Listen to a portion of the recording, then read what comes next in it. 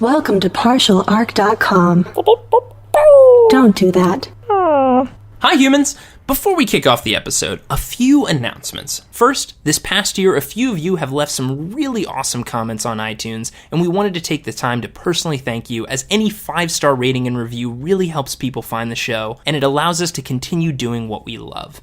Thanks go out to Everything is Geeky, Elder Worm, Chris, open parentheses, Amateur Traveler Podcast, close parentheses, and The Real Guy 2. You're all amazing. As for final announcements, our newest podcast, Friday Night Quests, a weekly live play D&D podcast with celebrity guests and ridiculous adventures, premieres next month on June 5th. Check out partialarc.com for more details. And last but not least, the Partial Arc crew is going to be at Origins Game Fair this year from June 3rd through the 7th, and we may or may not have some exclusive announcements for those attending. We look forward to seeing you there. With that said, let's start the show. I'm here to save the day. I'm here to save the day. Soon I will be invincible. Because comics. Welcome to Because Comics. This is episode 28. I'm your host, Jay Jones, and I'm joined by my co-host, the high-flying Mike Christensen. Whee! I'm on a glider.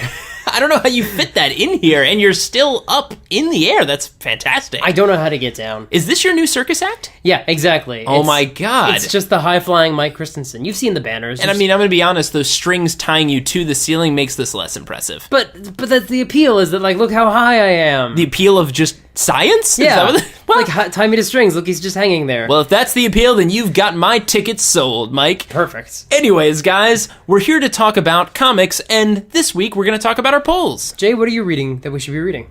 I am reading Archie vs. Predator, written by Alex Campi and drawn by Fernando Ruiz. Amazing. Now, most of the time you're telling me about Archie comics. It's true, that is the trend. You've slowly dipped me into the need to find out what's going on with this lovable character.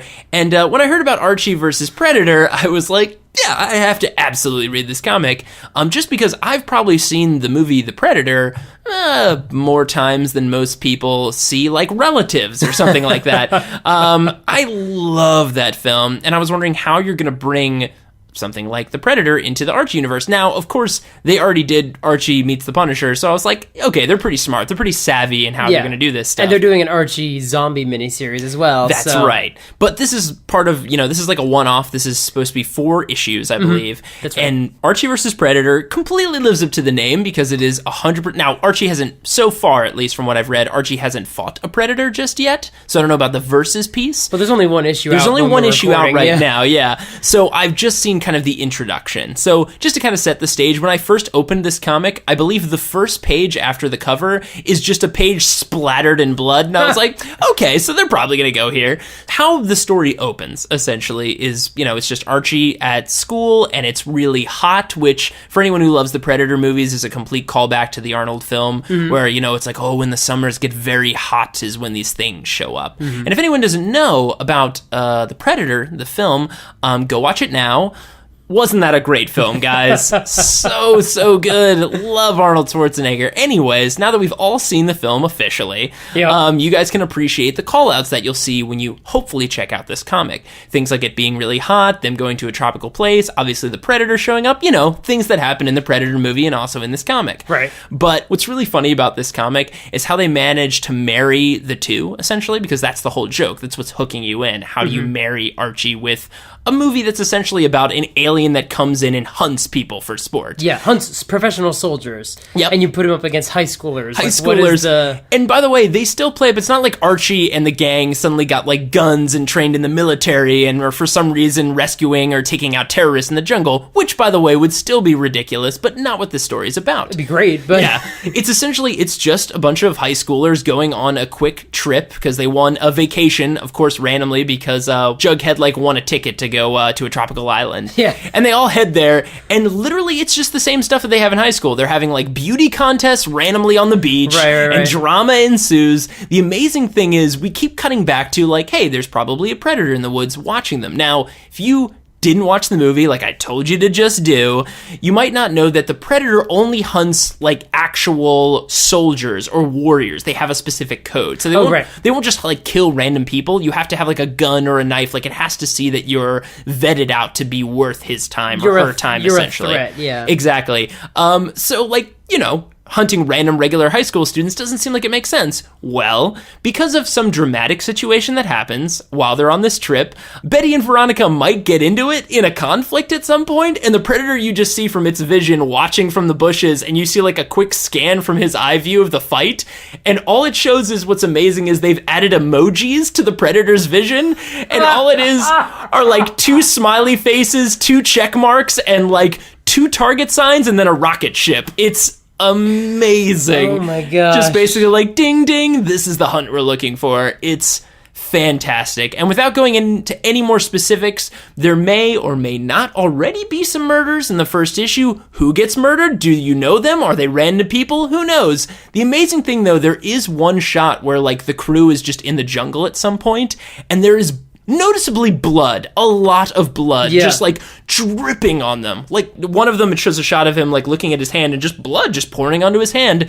and they do nothing about it. They're just like, that's weird. And they just keep on. Like nobody thinks about all this red paint. What is it? Just dripping all over them, and they just leave the jungle. Sure enough, there might be some dead bodies out there. Maybe. It's really, really funny to see this dynamic, and I cannot wait to see where it goes. So that's my pull. Mike, what is your pull for this episode? My pull is a Vertigo comic called The Kitchen. It is written by Ollie Masters and art by Ming Doyle.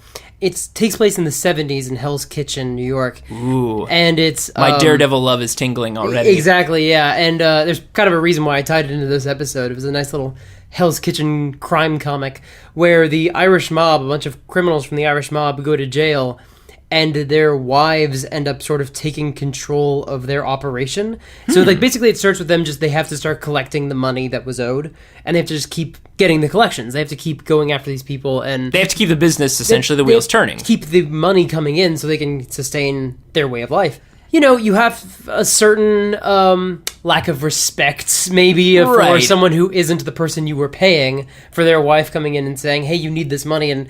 There's less sense of urgency there. Yeah. And then they have to start, like, really cementing their hold on the city.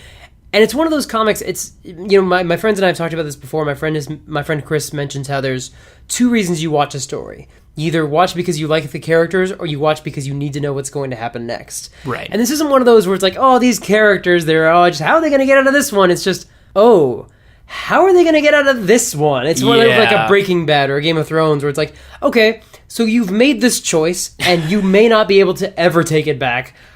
So what's the natural response to that? How do the Italians respond to your behavior? How do the cops respond? Exactly. How do your husbands respond? Right. It's that kind of thing where once you start actually taking control and having to say, look, you pay us or else, you have to be able to back up your claim, and you have to be able to defend your territory, whatever cost, and you have to be able to all agree, and everyone has to come to a consensus, and maybe there are people who think it's easier to take you guys apart from the inside, like, how do you kind of divide and conquer, or just, it's a real interesting comic, because the dynamic is mostly just these 3 women, the 3 wives. I think 2 of them are sisters, maybe all 3, but definitely 2 of them are sisters, so they all go way back, but they are stepping into a world that they are not entirely familiar with. Like, because there's moments where they're like, well, I was never told to do collections. Honey, you have to do collections. Your husband would need you to do... Well, he didn't say anything about it.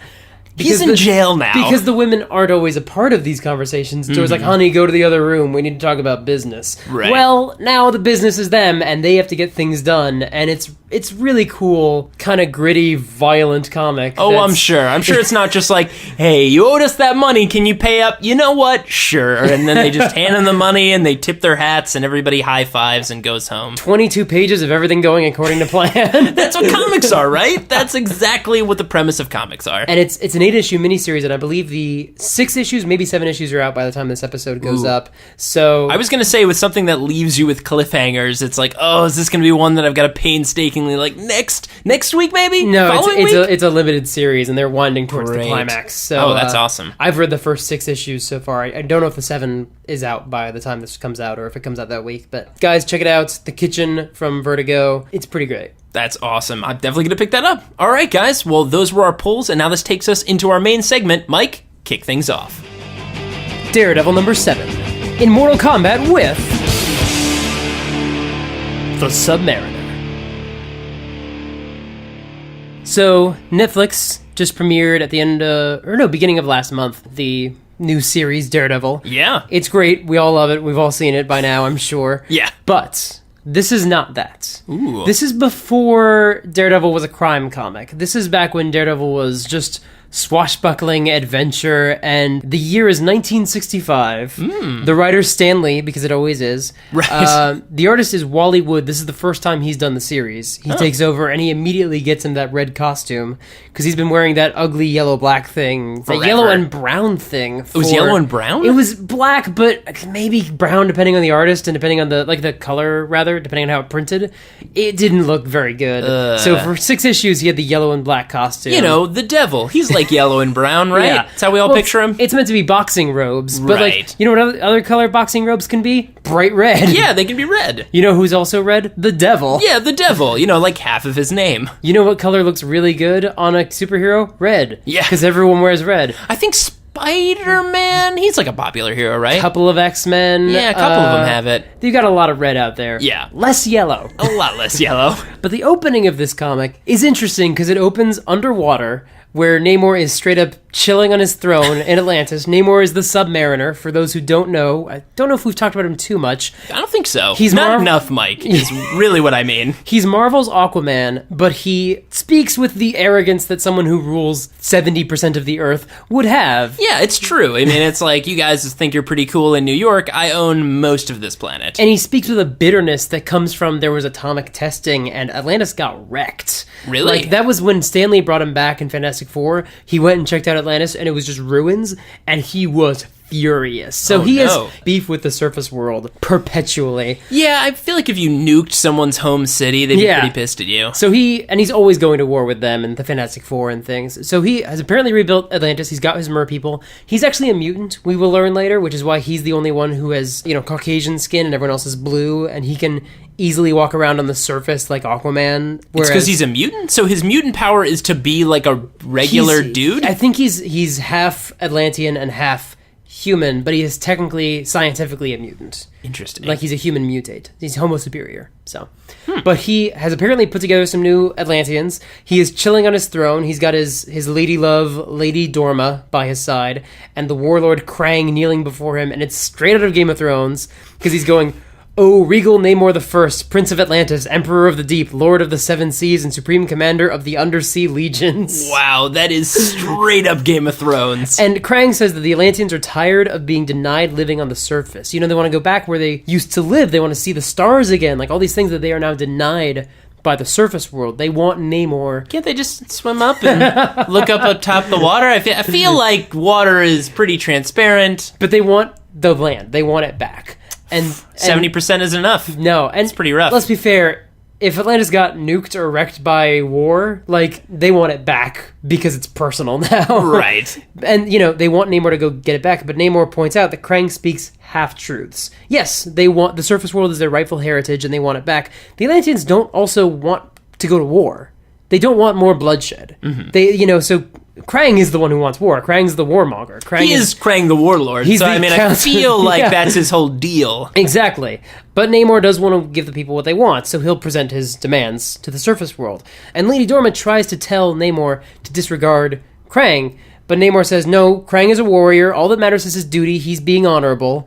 It's so unfortunate that I just keep imagining a tiny pink brain creature in a center of a man's robot body every time you say Krang, but it's just embedded in my brain. No, but Krang's, a big beefy blue dude.